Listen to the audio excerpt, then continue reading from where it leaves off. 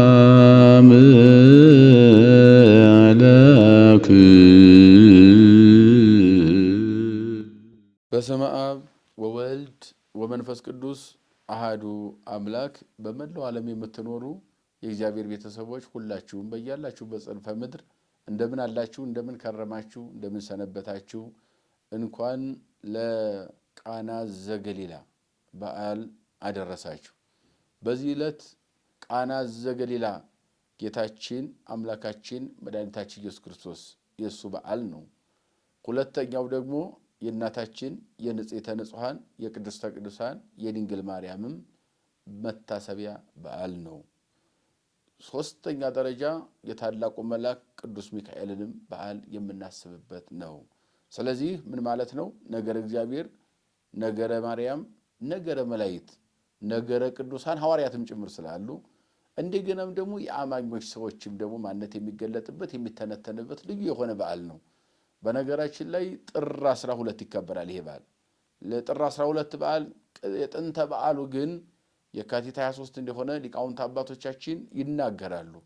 ምክንያቱም ደግሞ ሲያስቀምጡ ጌታችን ጥር 11 ቀን ማክሰኞ ከሌሊቱ 10 ሰዓት ነው የተጠመቀው። ከተጠመቀ በኋላ 40 ዓለም አላደረም። ወደ ገዳመ ቆሮንቶስ ጉዞውን አድርጓል።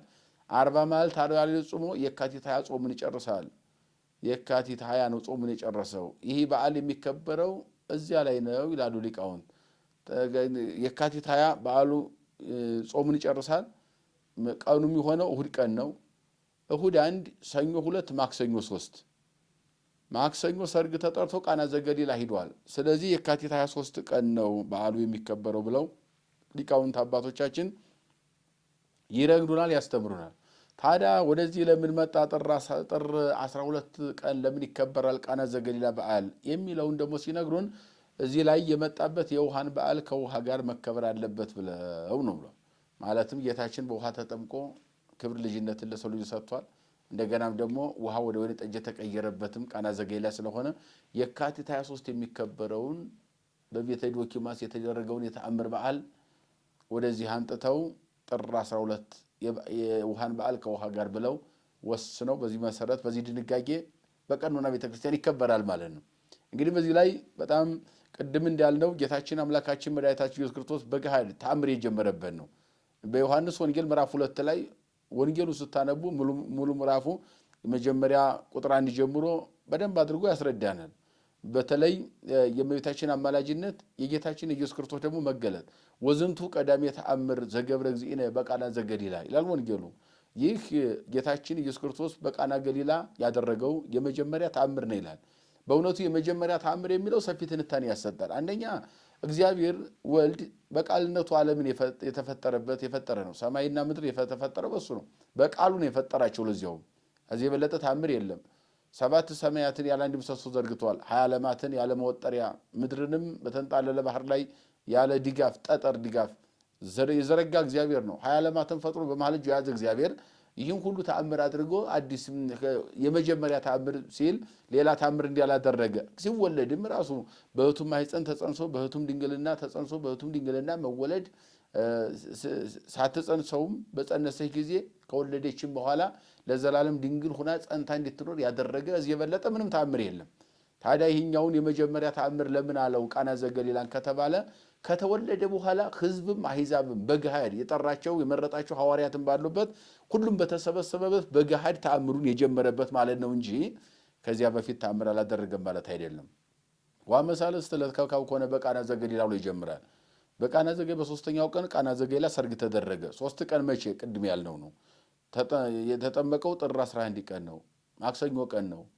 ከሌሊቱ 10 ሰዓት ነው። ወዲያው ገዳመ ቆሮንቶስ ገባ። እስከ የካቲት 20 ጾም ላይ ነበረ። የካቲት 20 ጾሙን ጨረሰ። የካቲት 20 ቅዳሜ ነው። እሁድ 1፣ ሰኞ 2፣ ማክሰኞ 3 ሰርግ ተጠርቶ ቃና ዘገሊላ ሄዷል። ቃና ዘገሊላ ሰርግ ተጠርቶ ሄደ ነው። 3ኛው ቀን የተባለው ከጾሙ በወጣ በ3ኛው ቀን ማለት ነው። ወንጌል በ3ኛው ቀን የሚለው ይህን ነው።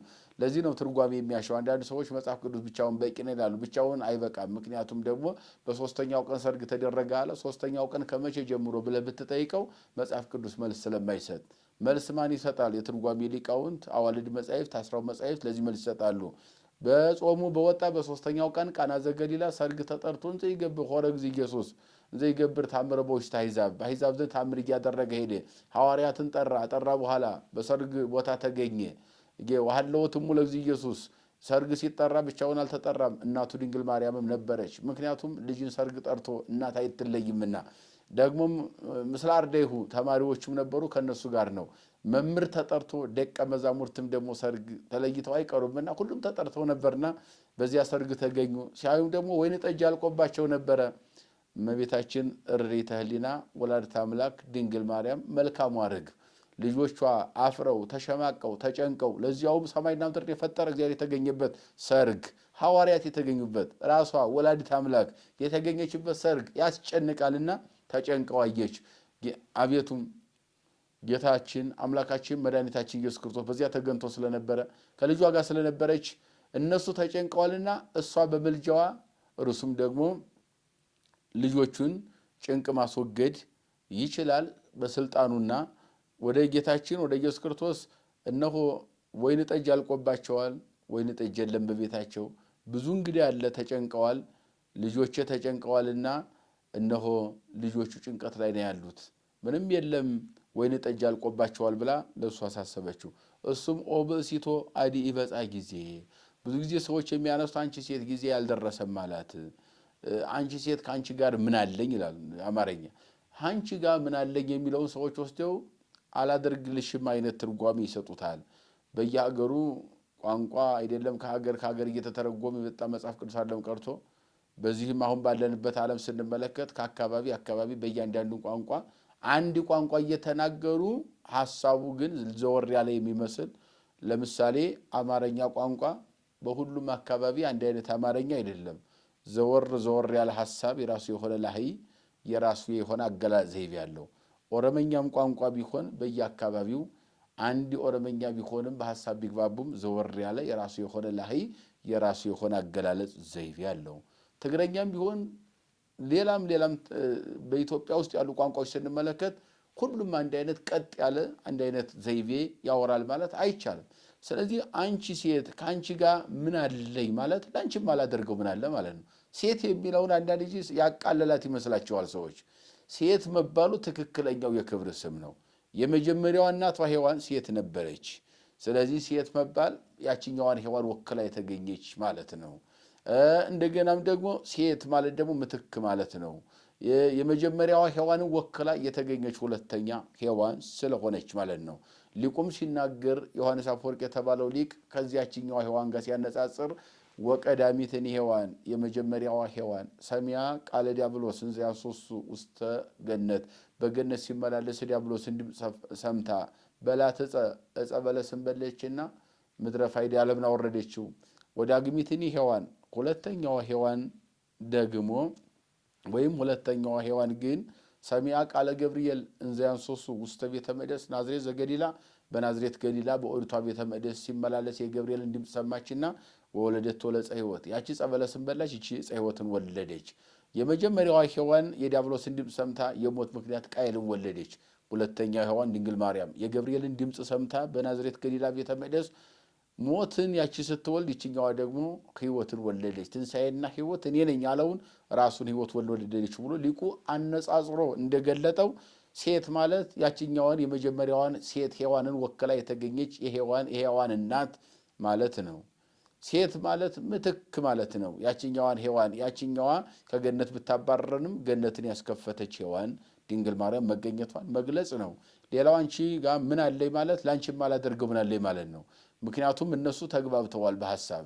ቀጥታ እሷ ይህን እንደተናገረች የሚያዛችሁን አድርጉ ነው ያለችው ለአሳላፊዎቹ። ወዳውስም ደግሞ ያንን የእሷን ቃል ተከት የሚያዛችሁን አድርጉ የሚላችሁን ስሙ ስትል ቀጥታ እሱም ደግሞ ውሃ ቅዱና ጋኖቹ ሙሏቸዋል። ወሃለዋ ስድስቱ መሳብክት ዘእብን በዚያ ጥህሩ ቦቶን ወያገምራ በበክለቱ ወበሰለስቱ መስፈርት ዘቀዙት። ሁለትም ሶስትም ማዲጋ የሚችሉ 6 የድንጋይ ጋኖች ነበሩና በእነሱ ሙሉ ብሎ ውሃ ሙሉባቸው ብሎ ማዘዙ። እነሱም እንዳዘዛቸው አደረጉ። ውሃ ቀድተው ሞሉ።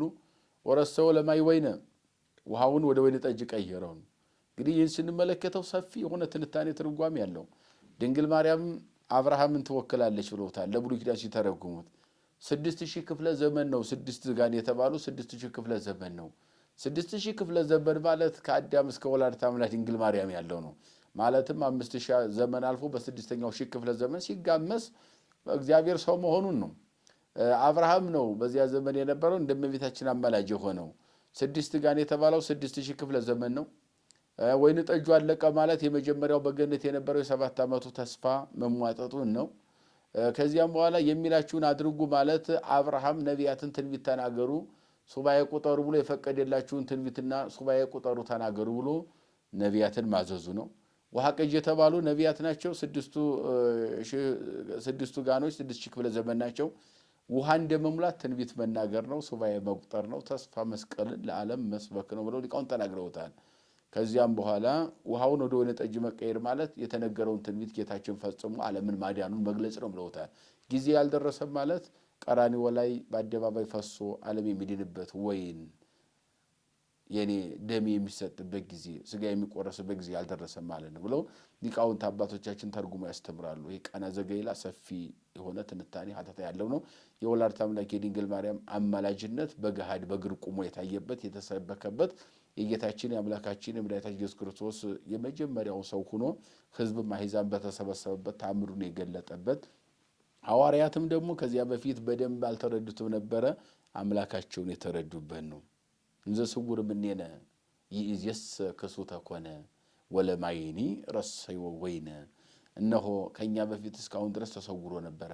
ይእዜስ ክሱተ ሆነ ዛሬ ግን ግልጥ ሆነ ግልጥ ያደረገው ታምሩን ደግሞ ወለማይኒ ረሰዮ ወይነ ውሃውን ወይን ጠጅ አድርጎታልና ብሎ ቅዱስ ያሬድ እንደዘመረው ሊቃውንት አባቶቻችንም ይሄንን ያስተምራሉ ማለት ነው የመከረን የገሰጸን ያስተማረን የሰራዊት ጌታ እግዚአብሔር አምላካችን ከፀሐይ መውጫ እስከ ፀሐይ መግቢያ በፍጥረታት ሁሉ አንደበት ስሙ የተመሰገነ ይሁን ይቆየን